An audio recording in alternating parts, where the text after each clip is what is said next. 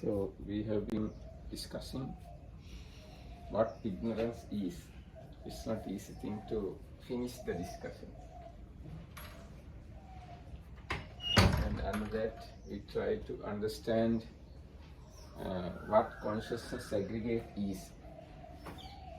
So when we are discussing consciousness aggregate, we already finished big area, huge area. Now if I recollect the consciousness aggregate, there are unwholesome 12 and rootless 18, sense sphere beautiful 24, fine material 15, immaterial 12. This much we have discussed. So consciousness aggregate means huge thing, and with all this data you have to remember that how consciousness become consciousness aggregate. How consciousness become consciousness aggregate? By the 11. That's right. You have to multiply by 11. What are these 11? Far near interior. Huh? Far near. Yes, far, near, yes. Inner and outer. Yes, inner and outer. Future, present, past. Yes, future, present, past. Subtle, gross. Subtle, gross. Superior, inferior? Yes, superior and inferior. Yes, this is the way consciousness become consciousness aggregate. Ajjat, if I say in Pali, Atita Anagata Pachupan, that means past, present and future. Olarika Sukuma, gross and subtle. Hina Pranita, low, how to say, superior and inferior.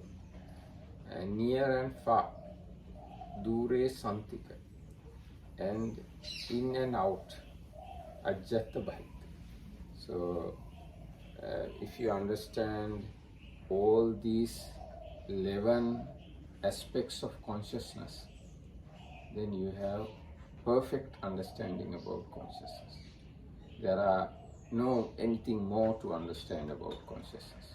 If you understand all these 11 types or 11 levels, 11 kinds of consciousness.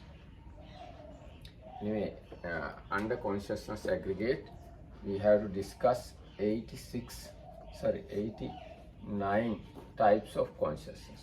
Out of 89, we have discussed 30, 54, 64, 69, 79, 81. Up to now 81 consciousness we have discussed. These 89 consciousness we call worldly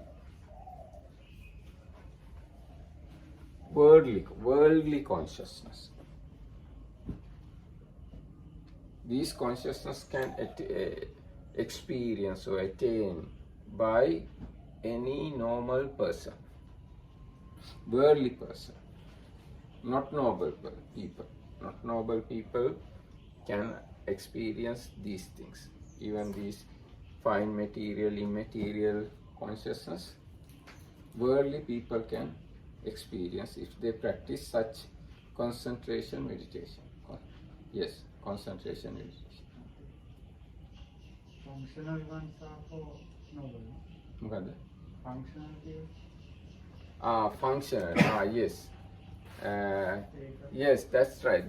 Now, although they are called worldly, because there are another group called supramundane. We can say this is mundane, but another next group is supramundane. So out of these 12 and 15 and 24, there is a part which is available only in Arahants. So although we call this is worldly, there is a part only Arahants can experience these consciousness. Excuse me. තෙරුවන් සරණයි මහත්තයෝ. මම පන්තියක ඉන්නේ මහත්තයෝ කියන්න ඉක්මනට යන්න. ඇයි අද එනවා කිව්වා නේද? ඉස්සර දෙනවා කිව්වා. හොඳයි. තෙරුවන් සරණයි. හොඳයි. තෙරුවන් සරණයි. So out of these 24, 8 consciousness available only in Arahants. Out of these 15, 5 consciousness only available in Arahants. And out of these 12, 4 consciousness only available in Arahants. So there are these things, these consciousness are functional consciousness. Yes. Huh? Yes. In this 18 rootless, there's a one consciousness available only in Arahants. Smiling consciousness. Yes. So these consciousness only available in Arahants. So all these data increase our knowledge about consciousness. So yesterday we discussed about immaterial sphere consciousness. Under immaterial sphere consciousness, 4 are wholesome, 4 are resultant, and another 4 functional. So Akasa in Pali we call Akasananchayatana, Vinyananchayatana, Akinchanyayatana, and Niyasanya Nasanyayatana. These mental states are extremely subtle and extremely wholesome, and for normal people not possible to achieve. You have to sacrifice all your life to achieve these very fine consciousness. But if you achieve and mastery over these things, you will be born in such realms. You can live there. At least this one has 20,000 years of lifespan. This one has 40,000 years. 40,000 not years, okay. Yes, this is 20,000 eons. This is 40,000 eons, and this one is 60,000 eons, and this one is 84,000 eons. So, and another thing applicable here or relate to here is, in those realms, those worlds, you don't have eyes, you don't have ears, you don't have nose, you don't have tongue, and you don't have body, and you don't have heart base here. Heart base is a material thing. So it's difficult to imagine what is good about this state. You can understand what is good about it, because you know what are the mental concomitants of these consciousness. So those consciousness have yes, let's talk about this. Now this first immaterial consciousness has 7 universals and maybe 5 occasionals and 19 wholesome, how to say, beautiful beautiful universals, yes. And wisdom 20 yes, 20, 25, 32, not 32 actually, here I think mm, 3, yes, 30. All these uh, states, all these consciousness have at roughly 30 mental factors. 30 mental factors means there you have feeling. So if feeling is there, then it is good. And the feeling is equanimous feeling. You have equanimous feeling. And it's the highest kind of equanimous feeling. Most subtle type of equanimous feeling. And other wholesome states also there, like faith, wisdom, one-pointedness, energy, softness, malleability. All the wholesome universal state available in other consciousness, wholesome consciousness, available in these consciousness also. So they are not just something like vegetable. They are very fine and comfortable, peaceful, especially peaceful, unshaking. Can they communicate? No, they can't communicate. So it must be very lonely. No, there is no loneliness. There is no loneliness because you are extremely contented. You need not others. You don't need others. Because you are lonely, you need others. They don't have loneliness. So they don't need others. They don't need others.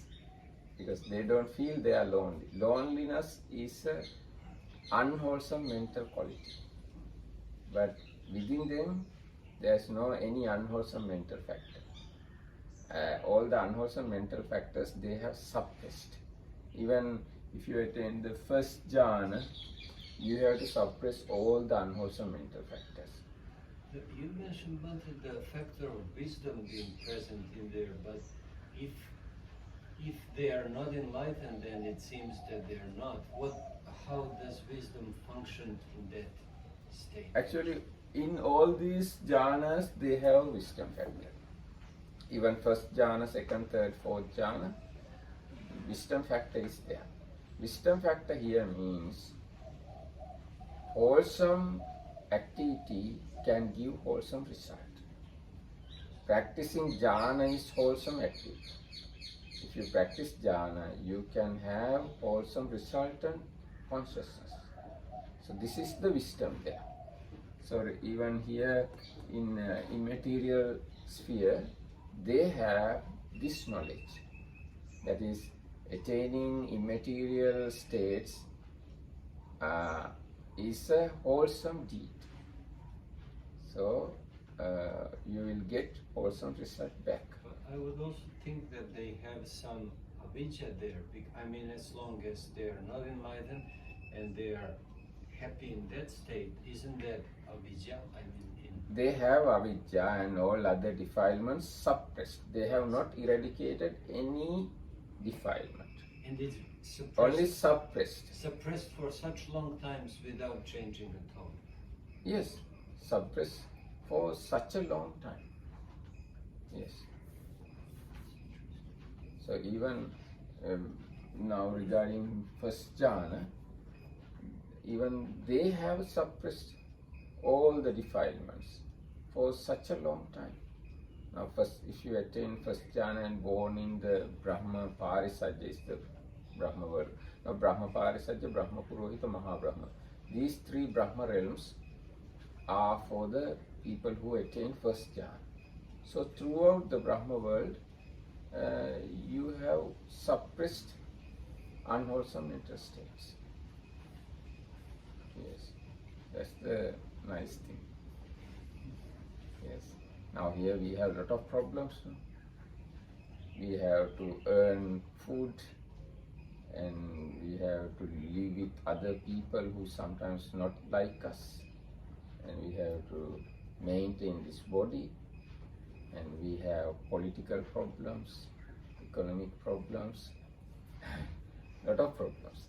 But if you're born into these worlds, continuously you are happy, without any disturbance, without any problem. So that at some point expires, and then the wholesome characteristics, do they expire also? Yes, So what are you up next? Where do you go? you will come back here or go Even even worse. below, worse. That's why Buddha asked us to attain Nibbana. Seems very happy about that. Yes, that's why we have to attain Nibbana.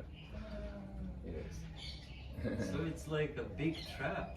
They catch you there and you're happy until you really fall down and experience a lot of pain. Yes, that's the problem. But there are some more happy things, Options. options.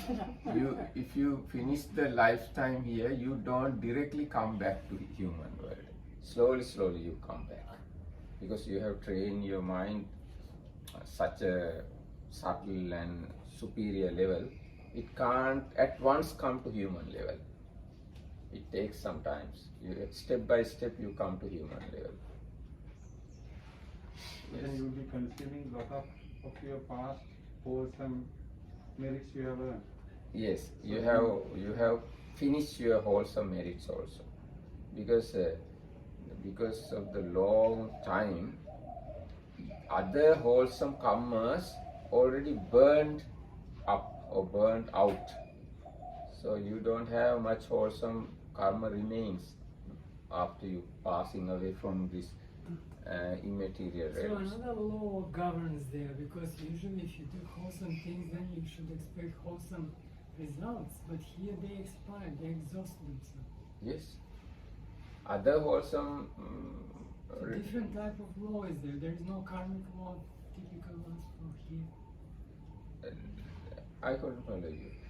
So these things, when you do wholesome things, then the result can be also even better. But there they exhaust themselves, so there is no karmic effect. Yes, there is no any new karma generation. New karma they That's don't what I'm generate. telling you, it's a Yes. different law. Yes. They are just enjoying the fruit of their wholesome karma. In those worlds, they just enjoy their wholesome fruit, and they Okay, don't. You would be spending rather than earning. Yes, Spend yes, it. yes. And They're Bank spending. account would go. So we Yes. bankrupt on this. Yes, And yes. they're- That is one danger of these realms.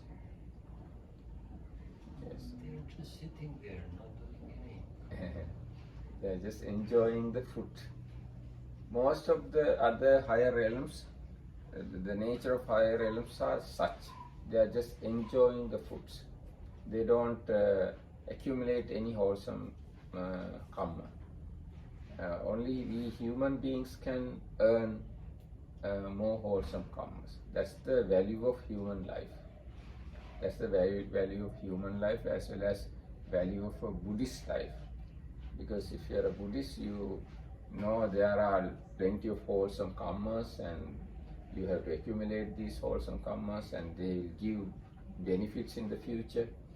And non-Buddhists, they don't have much knowledge about wholesome karma and their results, and what are the wholesome karmas, how to perform wholesome karmas. The knowledge is very less among other people. But as Buddhists, we know generosity, virtue, meditation, performing duties, and worshipping, listening Dhamma talks, and teaching Dhamma to others, and sharing merits, accepting merits, purifying view, and many other hundreds and thousands of meritorious deeds we have as Buddhists. So we have great opportunity to accumulate merits. After this human life, you don't get such opportunity. Now, regarding lower realm, no need to talk about it, because animals, ghosts, and hell beings, they don't perform any wholesome deed. And if we look at the deities or gods, they also have very little opportunity to perform wholesome deeds. because in divine realms they don't offer dhan, they don't specially observe precepts, they don't respect, worship, treating sick, looking after elders, nothing is there. And probably they don't share merits with others because they don't perform meritorious deeds. And they don't meditate even. Very rare they can meditate, very rare the opportunity. And one thing they can do is listening to them. Because there are many deities who have met the Buddha. So they can teach Dhamma to other deities. Other than that, there is no meritorious deeds, meritorious actions available in divine worlds. But sometimes deities come to human world to do some meritorious deeds, such as worshipping Buddha's relics. We have plenty of chaitiyas and we have bodhi trees. Deities visit those sacred places to worship. And sometimes deities listen to Dhamma also. That's why at the beginning of our Dhamma talks, we always invite deities. Samanta Chakkavalesu Atra Gachantu Deva. There were even the cases in Samyutta where deities are encouraging bhikkhus to practice better. Yes, yes.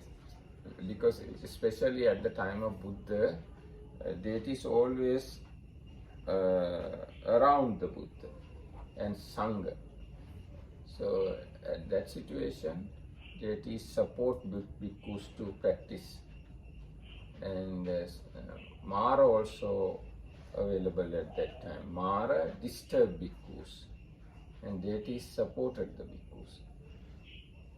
So human life is extremely valuable life comparing to other lives. So you have to think about that, this kind of situation. After our death, after this life, we don't know where we will go, and we don't know whether we get opportunity to perform meritorious deeds. So in such a situation, we have very fortunate life. Okay, now I think you have some idea about immaterial sphere consciousness. There are no any material, no earth element there, no water element, no fire element, no space element, we can say that. No colors, no sounds, no odors, no taste, no touch. Only the mind, but mind is extremely pleasant, calm, pure, stable, such a mind. And no loneliness. Contentment is there, I can say. Contentment is there in the mind. Can I ask a question? Yes. When it was a question whether they communicate or not, you say no, because they do not have this material matter.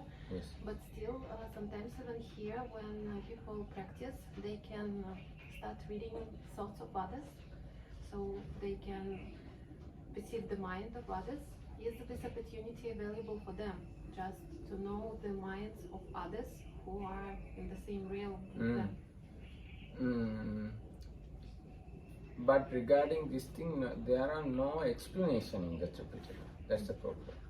But regarding other realms, fine material states, there are explanations and data, incidents about communicating each other, those Brahmas. But regarding these immaterial Brahmas, there are no explanation about their communication in between each other. That's the problem. Yes. And yesterday you gave a comment. You gave a comment saying that if they had the opportunity, Buddha would have gone there and teach them Dhamma. Yes. That's the thing. If anyhow they can communicate with others, Buddha could have communicated with them, but Buddha did not. Yes. Mokadda? Asita was crying, there was a same Yes, word. yes. Yesterday I mentioned this story. Asita, who was teacher of Suddhodana, King Suddhodana, Buddha's father, came to see the Bodhisattva just after his birth. Having seen the child, he smiled first and then cried. He smiled because he saw this child one day become a Buddha. And he cried, when this child become Buddha, he is not alive anymore, and he will be, he will be in the immaterial realm, and then he can't communicate with Buddha, or he can't get any benefit out of the Buddha. So he cried. So through that we can understand they can't communicate with others, even with Buddha. They can't. Yes. I have one more question. Yes. It's about that these realms they just exhaust their good karma, and little by little they come Back. back. They come back. But what about lower realms? Do they also exhaust, or they not exhaust? They can accumulate at the same time. Because, for example, for animals, they kill, they do some Yes. kind of things. Yes. So they not exhaust, they accumulate. They- They continue accumulating. They continue accumulating, and at the same time they exhaust, they consume their unwholesome karma, and it diminish. Yes, it diminish. At the same time they accumulate karma. So anyway, if you go to, let's say, animal realm, they, as an animal, they don't do any good, but they have to do bad. Now, as example, animal eat other animals, so they have a lot of fear and anger in their minds. Through that they accumulate a lot of demerits. So after animal life they can go to lower realm, further lower realm, and in that lower realm they have to suffer more, and their mind become more impure probably. Then they may go to further lower realm. So going lower realm, they are they are How to escape? How to reach the That's bottom? the question. What is it that makes them possibly one day go to a higher realm? it is very rare, it's very difficult. That's why Buddha one day took a little sand onto the nail and asked bhikkhus, which is more, the sand on my nail or the sand on the earth?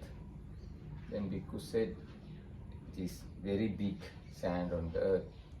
Then Buddha said, like that, human beings who passed away, very rare, like the sand on the nail, come back to human life.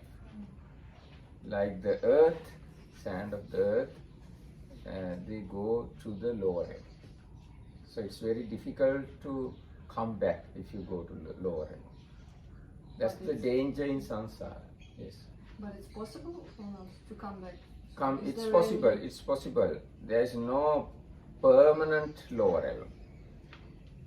Even in the lower realms, impermanence is there. After long time, after finishing all the unwholesome karmas, you will come back. Or beings will come back. Maybe you mentioned sometimes if you die with the functional kind of consciousness, you are ahetuka human. So maybe that applies to the lower realms. If you are lucky when you are dying, you have just like functional mind working.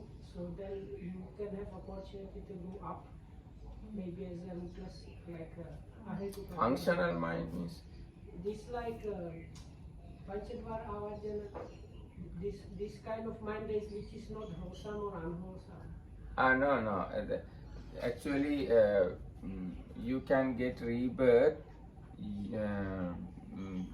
How say, the base for lower rebirths are three rootless consciousness. Mainly, they are ahetuka, what's it? Yes, Santi, I can't remember the exact name. I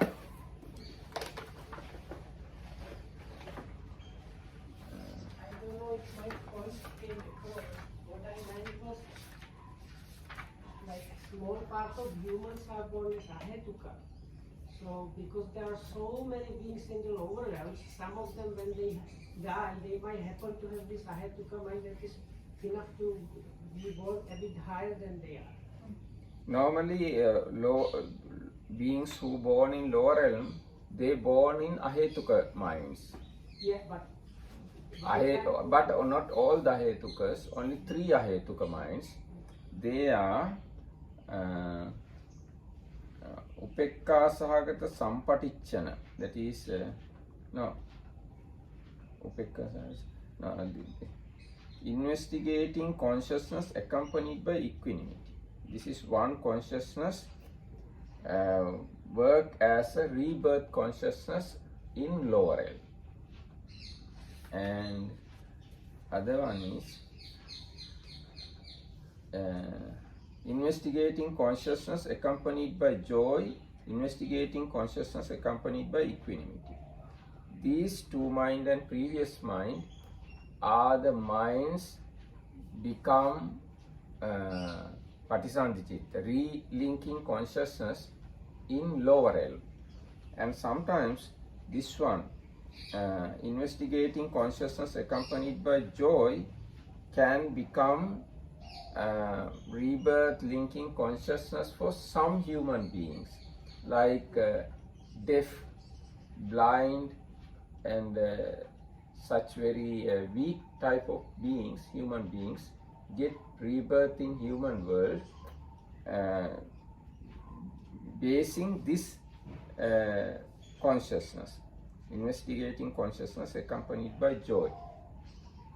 These are the consciousness base, or how to say, help to be born in lower realm.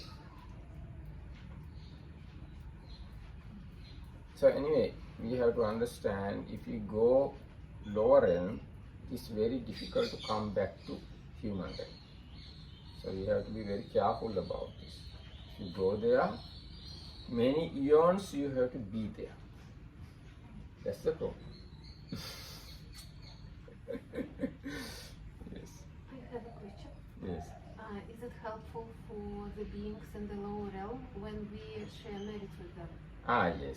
Yes, the beings in lower realms are many kinds. Now, altogether, according to Buddhism, there are 4 lower realms: animals,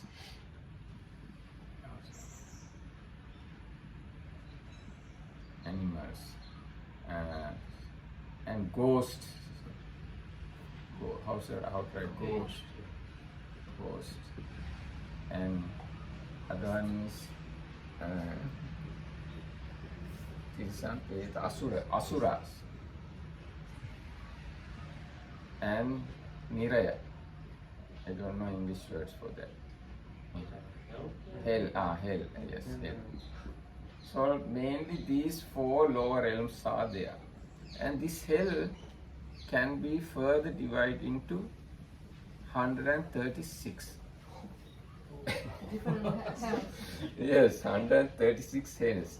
And this ghost can be further divided into 4. They are Nijjamatanhika, Pansupisacha, Kuppipasika, Paradattupaji. 4 ghosts are there. Out of these 4, one called Paradattupajivi. Paradatta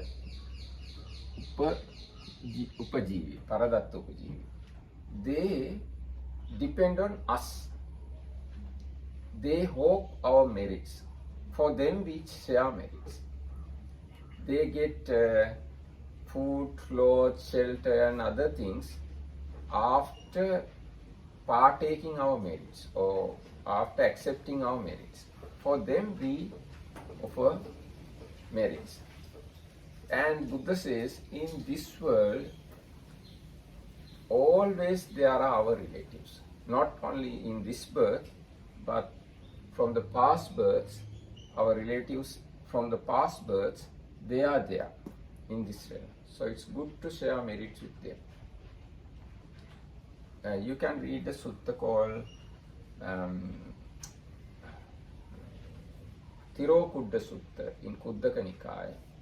Tirokudda Sutta. In that sutta, Buddha explained about these beings. Yes. Yes. Now we know animals can't share any merit. They don't have any consciousness about it. And these asuras are extremely suffering beings.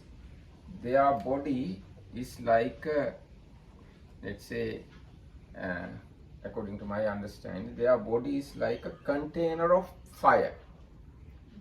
Inside fire always. Their body is like a container. So they are burning always. And this Nirayas, there are explanations about Nirayas. It's like this. There is a main Niraya, main thing. In this thing, all the four sides are iron walls. Iron walls, red hot iron walls. And the earth or the ground also red hot iron, burning iron. And the beings here, they see one door is open somewhere. So they think if we go there, we can go out of this fire. So they all running towards the door. When all they come close to the door close. Then they see another door open somewhere else, another side. Then they think if we go there, we can go out of this. So they, on this burning earth, red hot iron earth, they run towards that door. When they come to that door closes. And they see another door is open. Like that throughout the life, they are burning, and in order to burn them more and more, they have to run. So this is the nature of this hell. And around this hell, there are 16 other sub-hells. And around them there are another little hells. So this is huge system, we can't understand. And most of these things happen, according to my understanding, in the core of the earth. In the center of the earth, we know lava. We have lava. So in the lava, probably this area situated. We don't know exactly. In the lava, you can imagine this area is there. There are much more frightening things, but I don't like to tell all these things to you. Yes. Yes. So there are extremely pleasant, happy, comfortable states in the universe, let's say, and at the same time they are extremely frightening, fearful, painful area. Now human life is kind of moderate. We have happiness as well as sadness, pain and pleasure. We are kind of mixed and ordinary type of beings we are.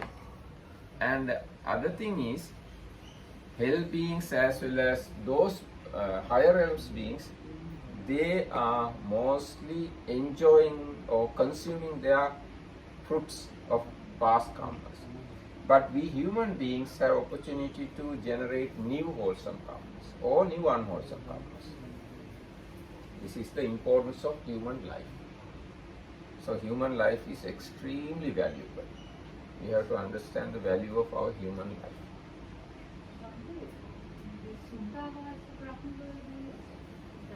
Yes, Suddhavasa Brahma worlds are there.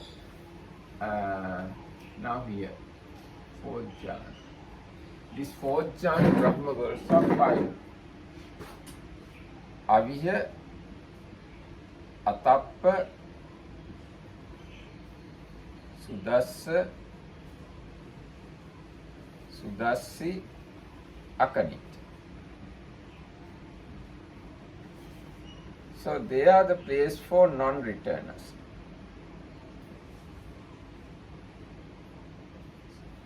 This word.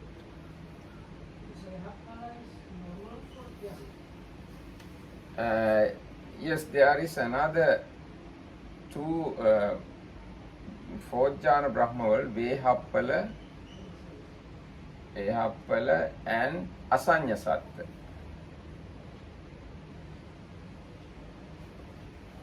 This Vehappala is for worldlings. Even normal people, if they practice fourth jhana, they can go to Vehappala. And normal people who practice jhana, thinking that this mind is the whole problem. Mind is the problematic. So if you don't have a mind, yeah, okay. So thinking that way, they practice this jhana. Then they get life without mind. Because their view is mind is the problem. If you don't have a mind, no problem. So after attaining fourth jhana, they have to practice some steps, and then they can come to this asanya satta.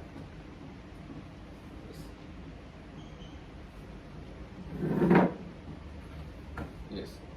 So when you understand consciousness aggregate, you understand whole universe actually, because consciousness connect to whole universe. According to the consciousness, you get those realms, these realms, that realm, etc. Consciousness is the seed. We can say universe is the field. Okay, we can say that way. Consciousness is the, let's say, center. Universe is the peripheral. According to this, the function here, you will get here, whatever. You will go there. Consciousness is the most important. That's why when we talking about bhava or becoming, there are 2 kinds, kamma bhava and uppatti bhava. Kamma bhava means our karmas, that is our consciousness. We call there are, as I remember, kamavachara kamma, rupavachara kamma and arupavachara kamma. According to our karma, we will born in kamavachara world, rupavachara world or arupavachara world. So bhava has these 2 aspects, center kind of thing and peripheral kind of thing. So mind is the seed or the center or origin. According to the mind, we get different realms, different worlds, different lives. Even here in human world, we can see this. Now, as example, if you work hard, intelligently, you will get big place, big position. You can become a rich man or millionaire. And if you work lazy in a way and foolish way, and if your mind is not pure, you don't perform your duties properly, then you will become a poor man. So mind is the thing decide whether you are a big great one or small lower. This can project even to the universe.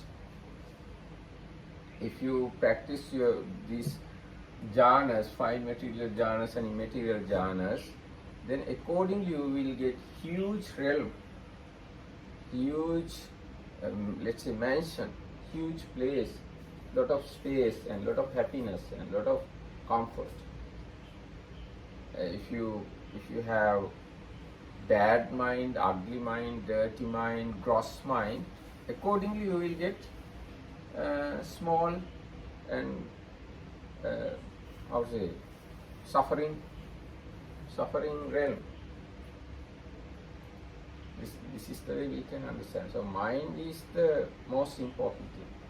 But mind has relationship with whole universe. Now there are some Brahmas, they think whole universe is he. He feels such a way. Now we feel this body, this much size body as me, myself. There are some beings, they feel whole universe is he. This is the mind actually. Yes. It's very nice thing to learn all these things. Can I interrupt you? This you mentioned Asani, and then this being seem not to have even consciousness, not to have even mind. So, like no aggregates at all. Then it's very difficult to imagine what continues to exist if there is not even the mind. Yes, regarding them, there are one aggregate, not five aggregate. Which one? There is one aggregate, that is form aggregate. They have form aggregate. They don't have feeling, perception, mental formation and consciousness. They don't have, but they have form aggregate. Now these worlds, they have feeling, perception, mental formation and consciousness aggregate, but not form aggregate. And other worlds, all other worlds, humans, animals, all these worlds and divine worlds, they have all the five aggregates. Yes. Yes. And there are a lot of information and a lot of explanations, but my ability to explain all these things is very limited. So you can read and understand later on. Yes.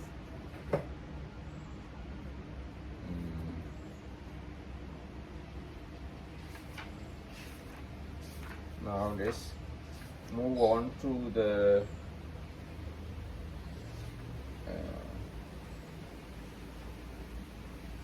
I think yesterday I did not read all the immaterial sphere consciousness, did I? All the immaterial. Now the first immaterial sphere consciousness is Akasananchayatana. I read that part. And next one is infinite consciousness. I think I have to read here. The consciousness that is here said to be infinite is the consciousness of the first immaterial absorption. Yes, now this first absorption, object of the this absorption is infinite space. I can't draw this kind of thing because it is infinite space. And the second jhana is consciousness which cognizes this infinite space. The object of the next jhana is the consciousness. What consciousness? The consciousness cognizes the infinite space. Yes. Since that first immaterial absorption has as its object the base or concept of infinite space, this implies that the consciousness which pervades that space as its object also partakes in its infinity. To reach this attainment, therefore, the meditator takes as object the consciousness of the base of infinite space. It's clear, no? Therefore, the meditator takes as object the consciousness of the base of infinite space and contemplates it as infinite consciousness. So he has to contemplate infinite space, infinite space, infinite space, until the second immaterial absorption arises. Yes. Then the next one, this one. The base of nothingness. The third immaterial attainment has as its object the present non-existence, voidness, or secluded aspect of the consciousness pertaining to the base of infinite space. Now, when you develop mind to such a state, existence of the mind is a gross. If you don't have a mind, it is more peaceful. That is the third immaterial jhana. Yes. By giving attention to the absence of that consciousness, the third immaterial absorption arises, taking as its object the concept of non-existence or nothingness in respect of the first immaterial consciousness. Yes. You have to understand, even very fine consciousness, existence of fine consciousness is disturbed. If there is no consciousness at all, it is better. So that's the nature of this third immaterial consciousness. Now the fourth one, the base of neither perception nor non-perception. This fourth, One question. Then what's the difference between that, the third one, the nothingness, and the asanya sattva? asanya sattva is a fourth jhana level. Now this is fifth, sixth, seventh jhana. So this is better one. And asanya sattva, there is no consciousness at all. Here you have consciousness. That object of the consciousness is nothingness. This fourth and final immaterial attainment is so called because it cannot be said either to include perception or to exclude perception. In this type of consciousness, the factor of perception has become so subtle that it can no longer perform the decisive function of perception, and thus this state cannot be said to have perception. Yet perception is not altogether absent but remains in a residual form. Thus it cannot be said not to have perception. Although perception alone is mentioned, all the other mental constituents in this citta also exist in a state of such extreme subtlety that they cannot be described as either exist or non-exist. This fourth immaterial absorption takes as its object the consciousness of the base of nothingness, the third immaterial absorption. So the last one, fourth one, is so subtle. For this level, nothingness is gross. This is the problem. And existing is again gross. So they come to the subtlest level. That's why it is called neither perception nor non-perception. So it's extremely subtle. So beyond that, there is no subtlety for a normal person, but there is a better attainment called Nirodha Samapatti. In that Nirodha Samapatti, you don't have any kind of perception. Now, in this neither perception nor non-perception, you have here it is said, the fourth immaterial absorption takes as its object the consciousness of the base of nothingness. But regarding Nirodha Samapatti, you don't have any kind of perception or feeling.